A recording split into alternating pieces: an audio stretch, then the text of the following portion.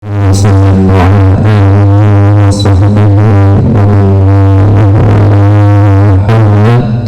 ولا قوة إلا بالله العلي العظيم.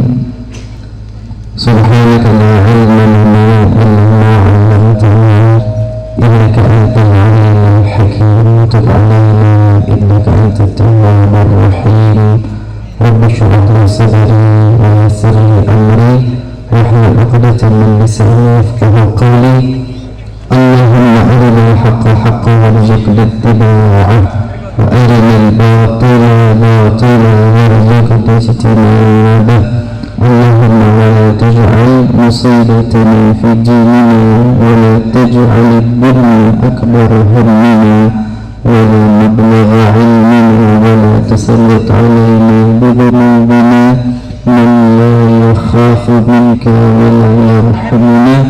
اللهم اجعلنا ممن يستمعون القول فيتبعون أحسنه برحمتك يا أرحم الراحمين. آمين اللهم آمين. Tafadhali wahtirami yang saya hormati dan yang saya muliakan, segenap para habaib, segenap para alim, ulama, segenap para asatidah, segenap jajaran pimpinan Yayasan Pondok Pesantren Bagus Salam, segenap pimpinan Komandan Banser, segenap hadirin hadirat jemaah yang dimuliakan oleh Allah. Tidak kami sebutkan nama beliau satu persatu karena keterbatasan waktu. Assalamualaikum warahmatullahi ta'ala wabarakatuh.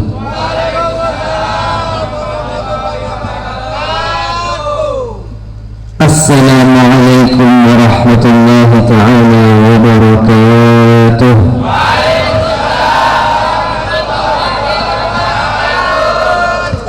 Hari ini 22 Oktober 2020, hari Santri Nasional. Sallu ala Nabi Muhammad, sallu ala Nabi Muhammad, sallu ala Nabi Muhammad. Melanjutkan kajian kita dari kitab Hadis Al-Arba'in An-Nawawiyah, insyaallah hadis yang kedua. Sallu ala Nabi Muhammad.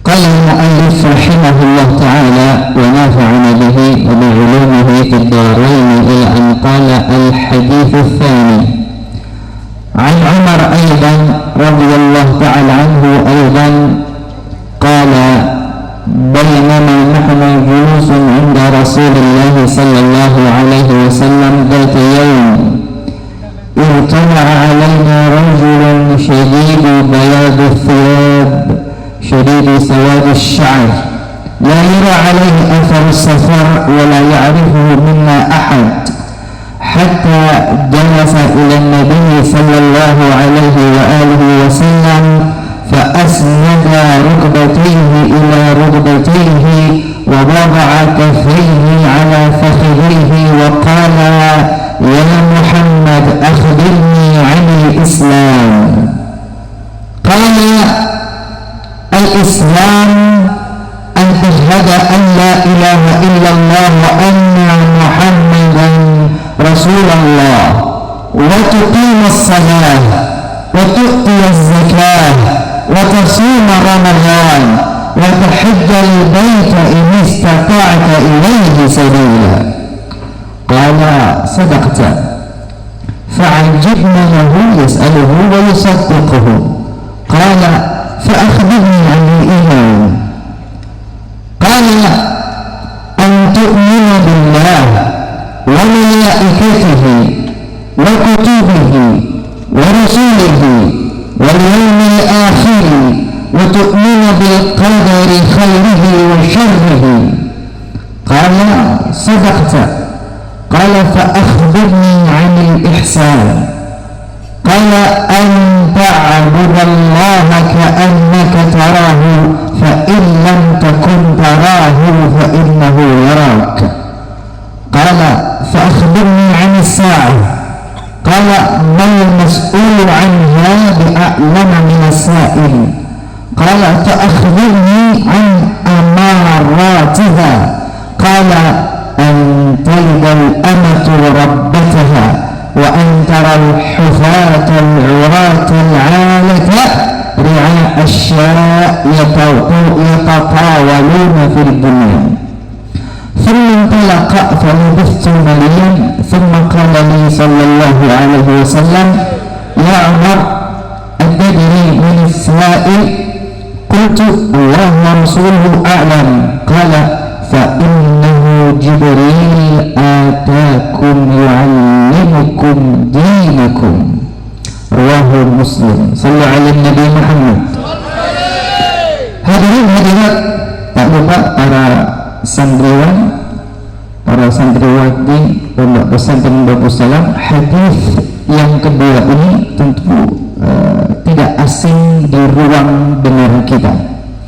Sudah beberapa kali juga kita mempelajari, insya Allah masih terekam dengan jelas dalam ingatan kita. Tetapi pada malam hari ini izinkan Habib menyampaikan bahwa sallallahu alaihi Muhammad, hadis yang kedua ini juga diriwayatkan oleh sahabat Rasulullah Umar ibn Khattab, yang kemarin hari pertama Habib sampaikan secara singkat siapa itu sosok biografi Umar ibn Khattab. Rasulullah menjadi nabi, menjadi rasul umur 40 tahun, berdakwah kepada beberapa sahabat dan keluarga. Mereka lah yang kemudian mendapatkan gelar as-sabiqunal awwaluna minal mu'minin. Kemudian Umar ibn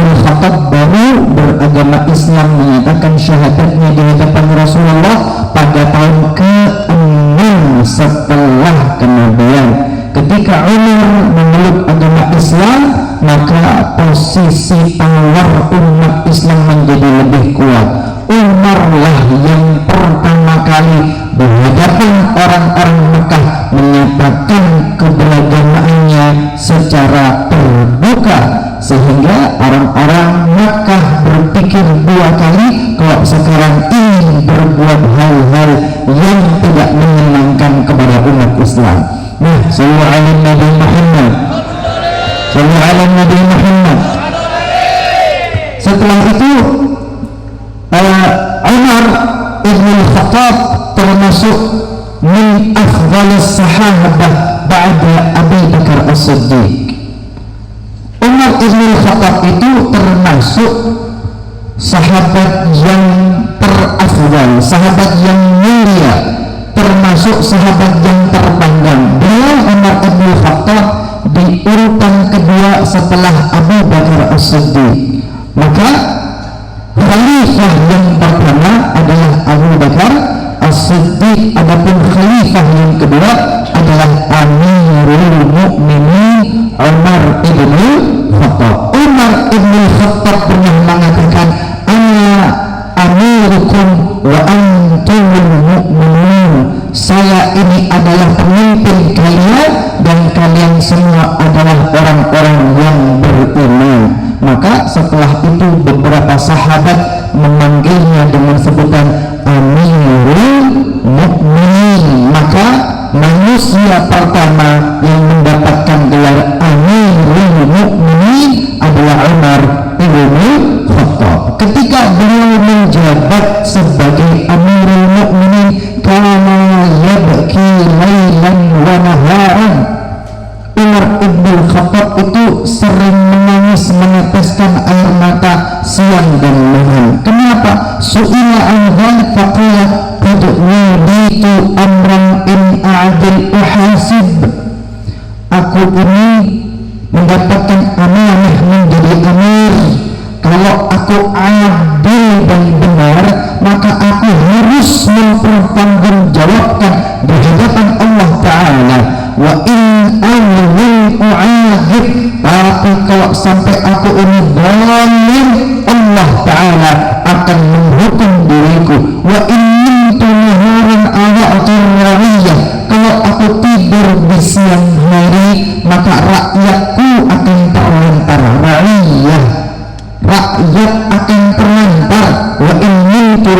ada'atu nafsi, tapi kalau malam aku tidur, aku akan menelantarkan hidupku tidak beribadah.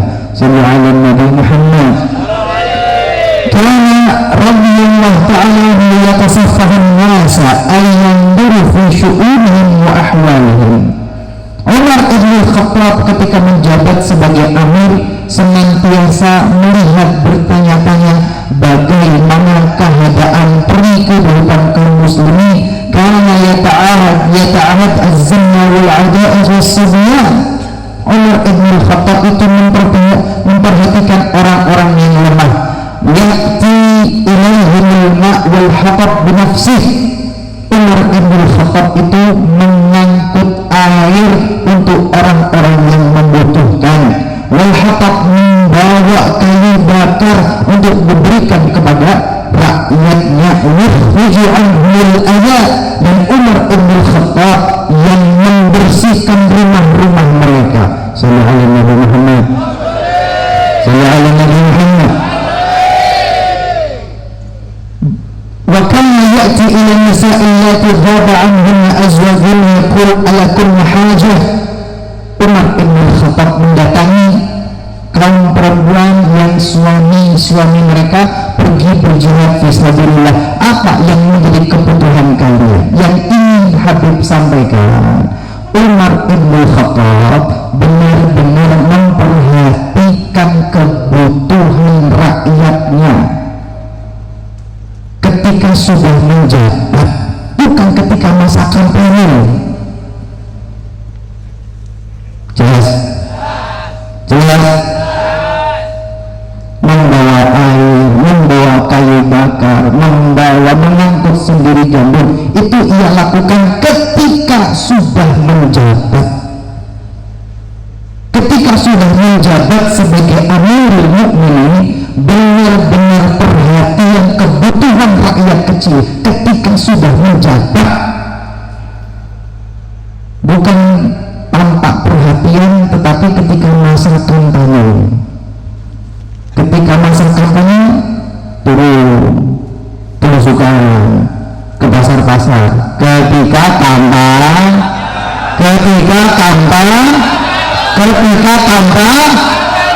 tapi setelah menjabat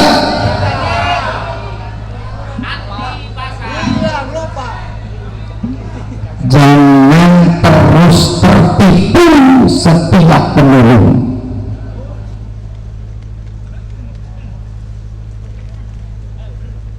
Jangan terus tertipu ketika pemilu dan pemilihan. Camkan ini. Umar ibn Khattab itu turun ke bawah. Umar ibn Khattab itu masuk ke ganggang, tetapi setelah beliau menjabat, itu Umar ibn Khattab. Sallallahu alaihi Nabi Muhammad. Kembali kepada hadis kita, bagian akhir dari hadis tersebut, innahu Jibril atakum yu'allimukum dinakum. Hadis tadi, kalimat terakhirnya adalah Rasulullah mengatakan, fa innahu Jibril, sesungguhnya yang datang tadi adalah malaikat Jibril. Kenapa malaikat Jibril? Atakum, dengan sengaja malaikat Jibril datang mendatangi kalian, tetapi dalam wujud manusia yang rapi, bersih dan tampan. Yu'allimukum dinakum, dengan sengaja datang. Yu'allimukum dinakum, ingin mengajarkan kalian. Yu'allimukum, ta'alim. Malaikat Jibril datang untuk ta'alim. Ta'alim apa? Dinakum, tentang agama kalian. Sallallahu alaihi Nabi Muhammad. Hadirin hadirat, perhatikan ya. Malaikat Jibril datang kepada para sahabat di majlis Rasulullah dalam wujud manusia yang rapi, bersih, tampan, kemudian ta'alim dalam model dialog pertanyaan, menyampaikan ilmu dalam bentuk dialog pertanyaan tanya jawab dengan Rasulullah. Ta'alim apa yang ditaklimkan, apa yang disampaikan dinaku tentang agama kalian, yaitu agama Islam. Sallallahu Nabi Muhammad. Hal ini terjadi di kota Madinah, di Masjid Nabawi. Ada Rasulullah Sallallahu Alaihi Wasallam, ada kaum Muhajirin, ada kaum Ansar. Ini di kota Madinah, artinya setelah 13 tahun lebih Rasulullah menjadi Nabi dan menjadi Rasul. 13 tahun yang pertama Rasulullah berada di kota Makkah, kemudian hijrah ke kota Madinah. Sampai di Madinah ternyata ta'lim tentang agama Islam itu dengan 3 hal: al-Islam, al-Iman, al-Ihsan. Sudah 13 tahun lebih para sahabat itu beragama Islam.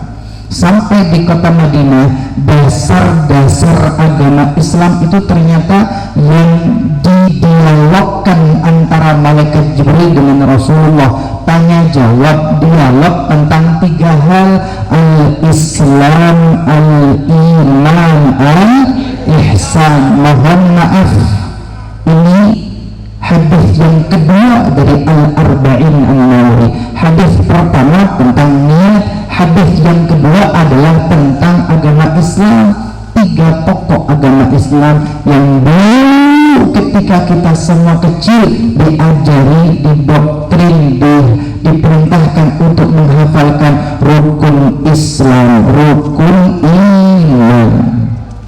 Walaupun zaman sekarang, walaupun dulu ada yang kemudian mempertanyakan mana itu rukun Islam, rukun iman. Tidak ada di dalam Al-Quran, tidak ada di dalam hadis Arkanul Islami Khamsatun, tidak ada.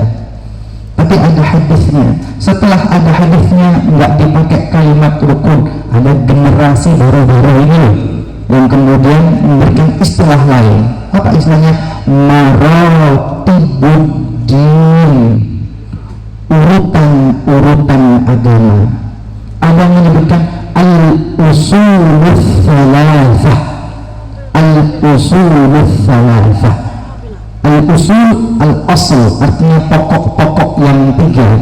Ya, istilah yang dimunculkan oleh orang-orang generasi baru, padahal sebetulnya dari dulu orang tua kita, ulama kita, salafun salih menyampaikan dengan sebutan rukun Islam, rukun iman.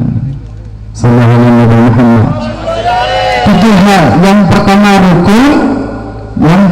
rukun Islam, arkanul Islam. Rukun Islam ada 5: syahadat, salat, zakat, puasa, haji. Rukun Islam yang 5 ini adalah ibadah.